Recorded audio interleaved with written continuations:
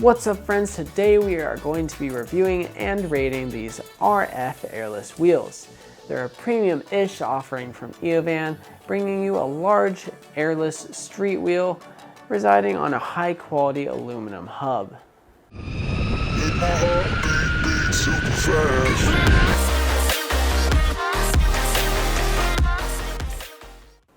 Alright, let's take a couple minutes to talk about the actual specs of these wheels. So first of all, the thing you'll probably notice is that these are quite large wheels. And this actually comes in with a huge advantage when you compare it to 90mm wheels or even 110mm wheels. And that is that they have the ability to roll over objects like pebbles and small sticks and stuff like that quite easily. Now, these are listed as 125mm on the website, or on the website they were on, but when you actually measure them with a caliper, it comes to about 122. Whether or not you can actually notice that difference, I don't know, but these are about 122 to 125mm each. On these wheels, there is a layer of rubber, not urethane, and that is actually what makes contact with the road and what you're going to be riding on. So the interesting thing about rubber is that typically rubber is a little bit less durable than urethane, but it can have a lot more grip. And they took an interesting spin on actually integrating that into these wheels. And the reason I say interesting is because the layer is so thin that sometimes it can kind of feel like a gigantic hub motor. Next up is the actual aluminum core on these wheels. And it is a very high quality aluminum core. It's been CNC'd really well. All of the finishes are super smooth and everything, but I did notice that these spokes on here are actually quite sharp. I'm not sure if you would necessarily cut yourself on them, but it's not completely out of the question either. So if you do buy some of these wheels, be careful when you're handling them because it's not really the greatest thing to grab onto. With these wheels being made of aluminum, you do have the downside of adding a lot of weight to your board. Each of these wheels comes in at nearly 1.5 pounds per wheel without a pulley. If you add on the stock pulley, which is a thick piece of aluminum, you add another 10 ounces each. So all of that together, you're getting about 2 pounds per wheel in the back and 1.5 pounds per wheel in the front. So that comes out to nearly 7 pounds added to the board. That could be a pretty high percentage if you have a lightweight board. So it's definitely something to think about. Let's actually take a moment and explain why you might want to think about pneumatic wheels. There are a lot of boards out there, and in fact there are a lot of boards with pneumatic wheels. And if this is a wheel you're considering, you might as well consider pneumatics at the same time. Because I'm going to say it right now, they're just more comfortable than this wheel. So let's compare to around the same size pneumatic wheel and tire. Right here we've got the Burgmeister wheel, which is kind of extinct now, but we're just using it for comparison. This is a 6-inch pneumatic wheel with a 6-inch pneumatic tire on it. Now, these are clever tires and they're actually quite heavy as tires go. But the thing is, this whole setup right here is only 1.375 pounds. When you compare to just a front wheel on here with no pulley on it, that's pretty crazy because these are 1.5 pounds.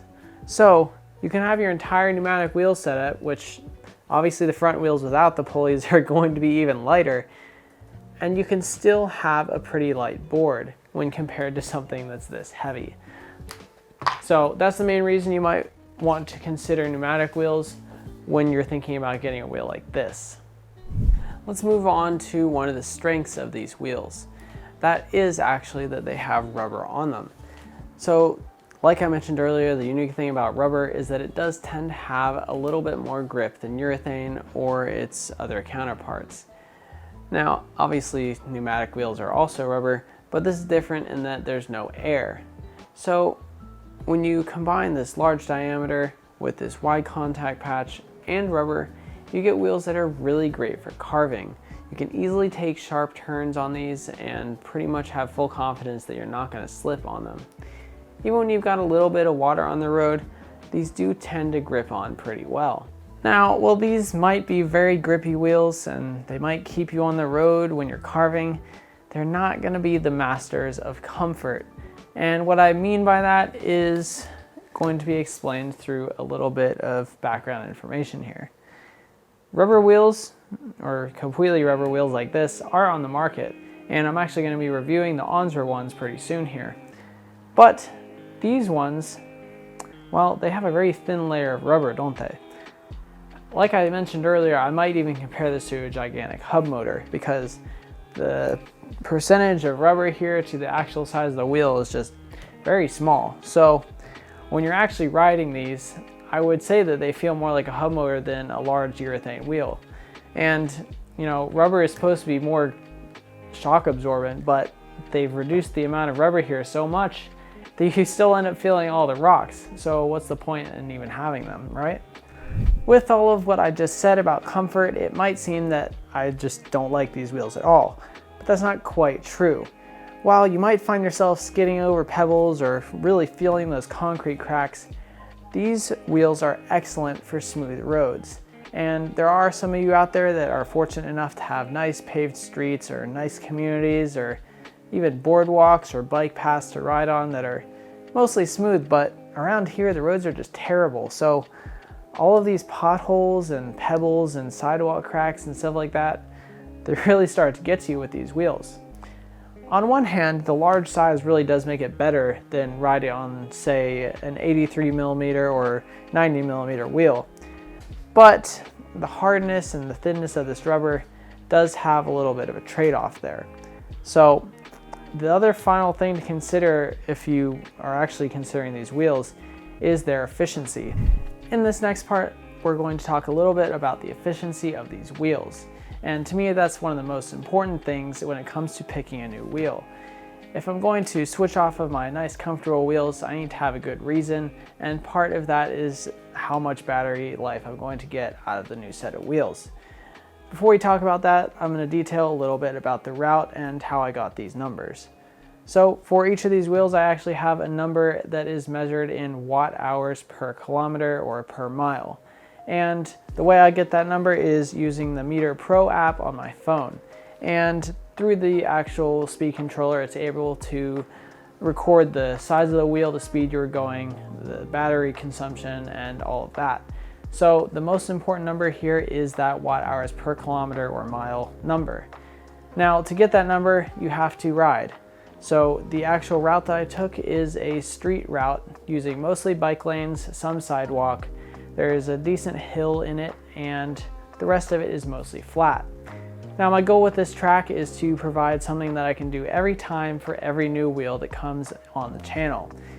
Now, on this route, my goal is to have an average speed of about 15 miles an hour because that's pretty much the average cruising speed that most group rides and most people probably ride at. So for the first part of the route, probably the first 3 miles, I rode between 10 to 15, maybe up to 18 miles an hour.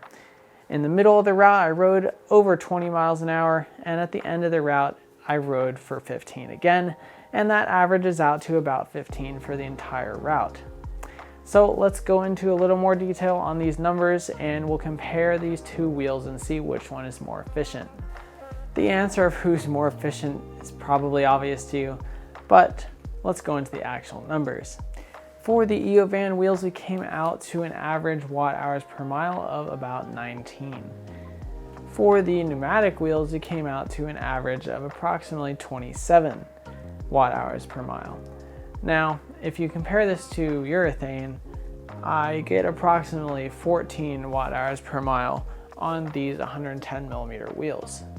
So, taking all of this into consideration, with urethane as the baseline, the Eovans are 26% less efficient than the urethane, and then the pneumatics are 29% less efficient than the Eovans. So going from urethane to the pneumatics is approximately a 60% cut in efficiency, but going from urethane to the Eovans is really only about 30%. So this is definitely something to take into consideration, but in my opinion, I mean, long story short, I think that the pneumatics are still more worth it just for a more comfortable ride. Alright, so that pretty much concludes the review portion of this video, and it's time for some final thoughts. So, I actually do quite like these wheels. I've ridden them for over 125 or so miles now, and the only reason they haven't stayed on my board is because I have pneumatic wheels and I have access to them.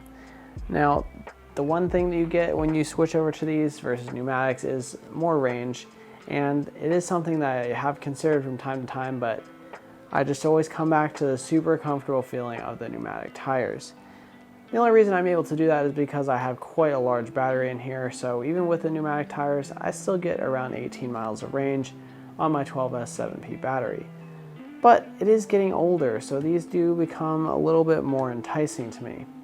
One other thing that I didn't even cover in this video is the off-road performance, which is quite good, honestly. The wide contact patch and the shape of the wheel actually lends itself to having a decent bit of grip off-road, and that could be something that you consider as well. But anyways, these do come at a pretty premium price, and it's actually kind of hard to find this specific model right now. A lot of the sites are offering the RS model, which is the one with the thicker rubber on it, and I think those are probably a little bit less efficient. But anyways, I hope you guys enjoyed this review. We're gonna cut over to some riding video now from when I did the test ride of these wheels, and then we'll hop into the RBEM Score. What's up guys, we're out here getting ready to ride the Eovan wheels with Kevin from Board Dynamics, and we're just gonna get going, see how they feel. I mean, I already know how they feel because I've ridden them for like 100 miles, but we're gonna get the official range test done.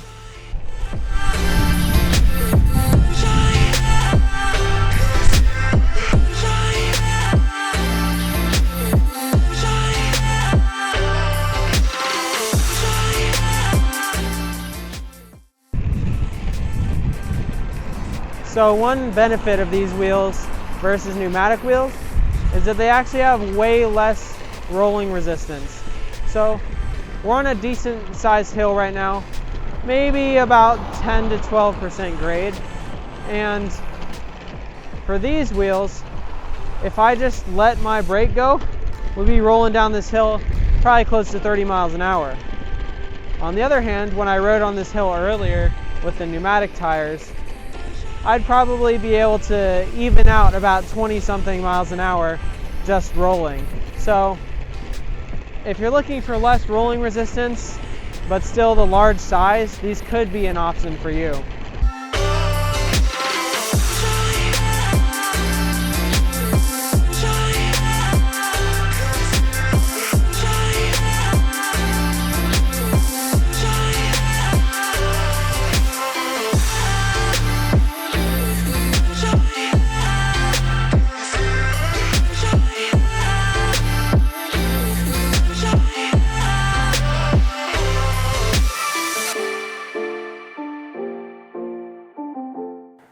All right, it is time for the RBEM Score.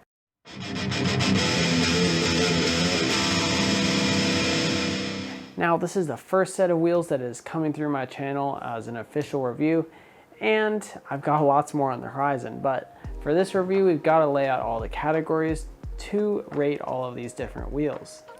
The first category is ride comfort, and that is a combination of impact absorption and rollability, which is what I'm calling a wheel's ability to roll over objects. The next category is just for wheel efficiency, and that's super important.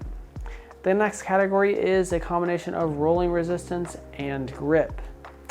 After that, we've got build quality, and finally wheel durability.